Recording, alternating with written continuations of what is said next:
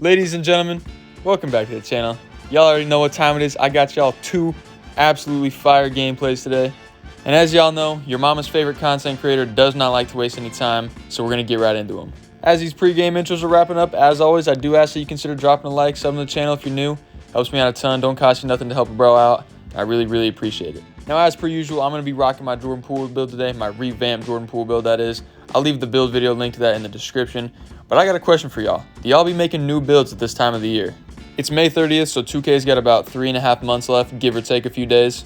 So just comment down below and let me know. I'm guessing for most of you guys, the answer is probably going to be no, just because of how expensive VC is, how hard it is to get it, and how much of it takes to upgrade your player all the way. Now, if you guys are still interested in making builds at this point in the year, but VC is kind of that roadblock like I mentioned earlier, I will link also in the description my video on an AFK VC method that works every single year. So even if you guys don't use it this year, you can still keep it in mind for next year, because like I said, the method works every year. It's not a glitch or anything. You're not going to get banned. But let's focus on the gameplay here. As y'all can see, we just pump fake this man out of his shoes and then knock down the 3.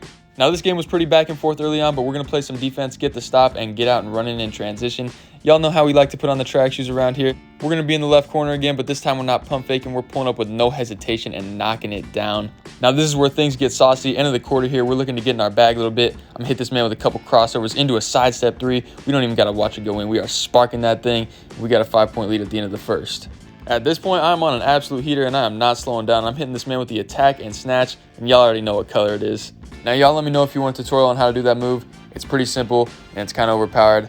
Y'all know I play like a little bit more realistic style, but I mean, not to say that movie isn't realistic, but it's a little bit cheesy. So if y'all are looking for a cheese dribble tutorial out of me, that would be the one. But oh my gosh, peep how I absolutely clanked that free throw. Now back on offense, I'm going to try and get back in the bag of tricks here. But this guy's going to be low-key clamming me, bro. I'm not even going to lie. But like Mark Jackson always says, man, hand down, man down. We are going to hit him with that sidestep 3 and lace it right in his eye. Now, some of y'all are too scared to shoot shots like that. Not just in virtual basketball games, but in real basketball and in real life in general. Now, it's probably because you're asking yourself, what if I miss? Well, let me ask you this, bro. What if you make it? And like I said, bro, I'm not just talking about 2K, man. Approach life confidently. Trust me, you will be happy with the results. And a little side note to add to that, the consequences of missing are usually not that big, and they almost never outweigh the potential rewards of hitting the shot. I should put that saying on a t-shirt, but bro, look at these halftime stats, man. We are on an absolute heater right now. 29 points at the half is absolutely nuts, and I think we're like 8 of 9 from 3 right now or something like that. And now straight out the half, y'all, putting the track shoes back on, hitting that man with an absolutely disgusting Euro step, filleting it up in there for a 17-point lead. And now I don't just score on this build, bro. I grab rebounds too. And let me tell y'all, when I grab a rebound on like one of my little point guard builds, bro, it'd be having me feeling like I could run through a brick wall. Like, bro, I don't care that both of my rebound stats are a 25. You can't tell me my build doesn't have shades of Dennis Rodman. And as y'all can see, we're just having fun at this point right here. When you have 29 points through 3 quarters, and I had 29 on my own in the first half, you're probably not going to win. Right here at the buzzer, man. Y'all know what color it is. I'm not going to lie to y'all. That might have been an AI I just shot over. But for the sake of defending the claim that my Jordan Poole build is unstoppable, let's pretend that it wasn't. Now, I'm not going to bore y'all with too much more of this gameplay. We're going to get into the next one. But just peep this play right here, man. My real hoopers know that this one is a little bit more satisfying. Just something about the off-ball relocation right here, man. Catching the ball, relocating, knocking it down.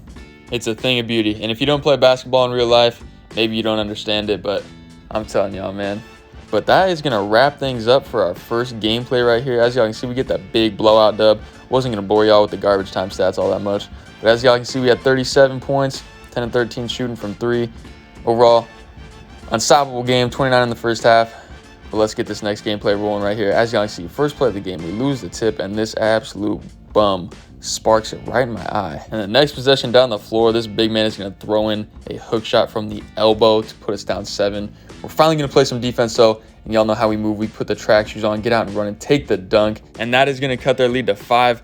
Now, do not worry. This game is a lot closer than the last one. What's going to actually end up happening here is me and our big man are actually going to be the only 2 left on our team. And without spoiling too much, this is a tough game that may or may not potentially come down to the wire. But as y'all can see right here, we're going to play some defense, and we are going to put on our track shoes and get out and running. There is no shame in it. Some people call it cherry picking. I call it making up for the fact that you can't score any points in the half court because your white-haired teammate dribbles the air out of the ball for 24 seconds. That's just me, though. In spite of it, however, I do like winning, so I'm still passing him the ball on the break, and we're going to cut the lead to 1. But next time back on offense here, I'm going to try to get in my bag a little bit, show off the handle. But these guys are not having it. They're sending a double, fouling. and send me to the free throw line where I'm going to knock down 1 and 2 free throws here. And this right here is what I mean when I say this build is unstoppable. Like, what other build is getting blocked and still making their shots? Disclosure, that was completely luck before all the keyboard warriors go crazy on me. Now, I know that there is still like 3.5 months left in the life of this 2K before 2K24 comes out, but I want you guys to go down in the comments and let me know what are some things you guys are hoping to see in 2K24. You know, like what sorts of things were in 2K23 that you want to see stick around, and what sorts of things do you want to see taken out of the game? Or even maybe it's something from old 2Ks that you want to see added back.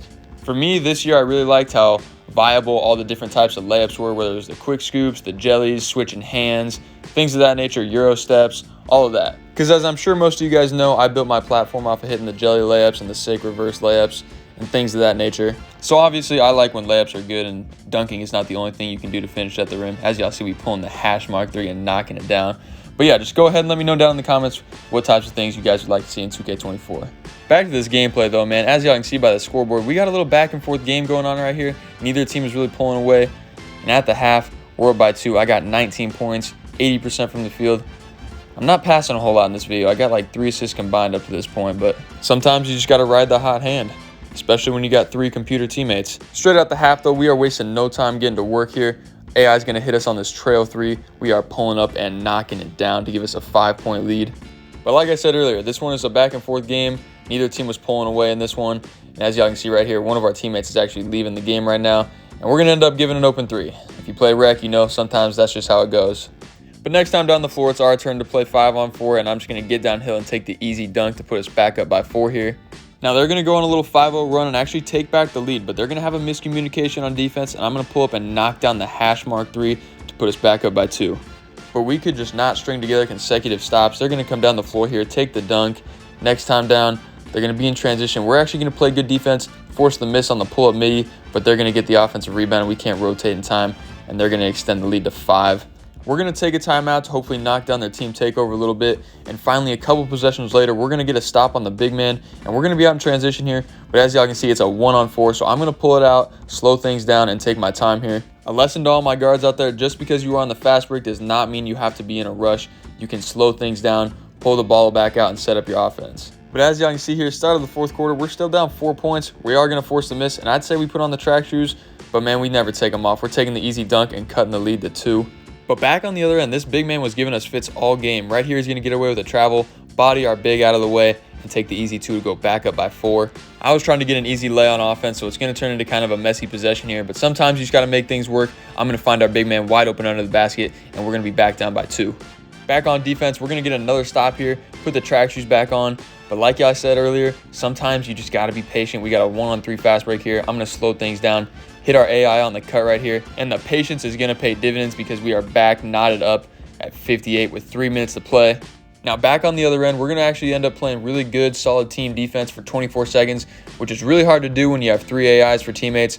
But like I said, we're going to put the clamps on. We're going to force them into a tough contested mid-range jumper, but their AI is going to go up and tip it in. That is an absolute backbreaker.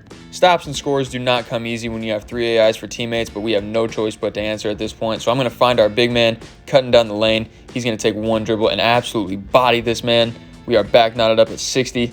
Unfortunately, though, on the other end, I realized a second too late that this guy was taking advantage of our AI, and he's going to put us back down by 3. So now down 3 with 2 minutes to play. I'm going to try to make all the right reads right here. I'm going to kick it to our big man. The ball is going to be flying around, and I'm going to find our AI on the cut. He's going to go up, get fouled, and put in the layup. We are down 1 right here at the line. However, he cannot put in the free throw, and we're going to have to get back and play some defense. We're going to get the stop we need off the deflection right here, and you already know the track shoes are on, and we are out and running. In transition, like I said earlier, sometimes you got to know when to stop, and you got to know when to go. Right here, we hit them with a filthy Euro step, and we are back up by 1.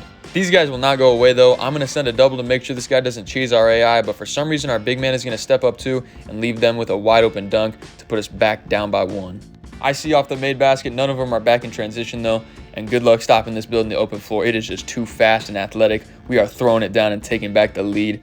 Now, I feel like a broken record at this point, but this game is not over. This guy's going to get it with the AI cheese because I sent the double too late. He's going to put in the 3 and put us back down by 2. Now, I'm going to try to push the pace and response here because it's really hard to score in the half court when you have 3 AIs. But, man, talk about gravity right here. Setting up our big man to tie it up at 68. Now, at this point, under a minute here, we absolutely need to stop. We're going to play good defense for the first about 10 seconds here. Then we're going to get caught in rotation. We got 2 guys open on the right wing and the right corner. I'm going to rotate to the first guy jump, and we are going to get bailed out. We got the stop we needed. We're going to slow things down here and try to take the lead. Now, tie game with 36 seconds left. We have the ball on the baseline, and I tried to tell y'all earlier, man, this build is just too athletic. We are taking the baseline, rising up and throwing that thing down. Back on defense, I'm going to make the decision to leave my guy open and come and double to make sure we don't give up an easy 3. They're going to get an open look off of it for the win. They cannot convert off the offensive rebound. Our big's going to get the stop. He's going to throw a little bit of a scary right here, but the pass just makes it through, and we're going to rise up and make it a 2-possession game. Now back up by 4 here. Our big's going to play it smart here, and he's going to foul their AI as soon as he catches the pass. He's going to force him to the line where he only hits 1 out of 2 free throws here. We're up by 3. I'm dribbling out the clock. This one is looking bleak. I'm ultimately actually going to lose the ball here, but I'm going to get fouled trying to pick it back up. And ladies and gentlemen, that is going to wrap things up. You know we're going to the line, knocking down a pair of free throws here. But I appreciate y'all for watching. Thank y'all so much. We get that big time dub. I hope y'all enjoyed the video. Please consider dropping a like, subbing to the channel. It don't cost y'all nothing, and if enough of y'all do it, it could change my life. I appreciate y'all so much. God bless. Take care.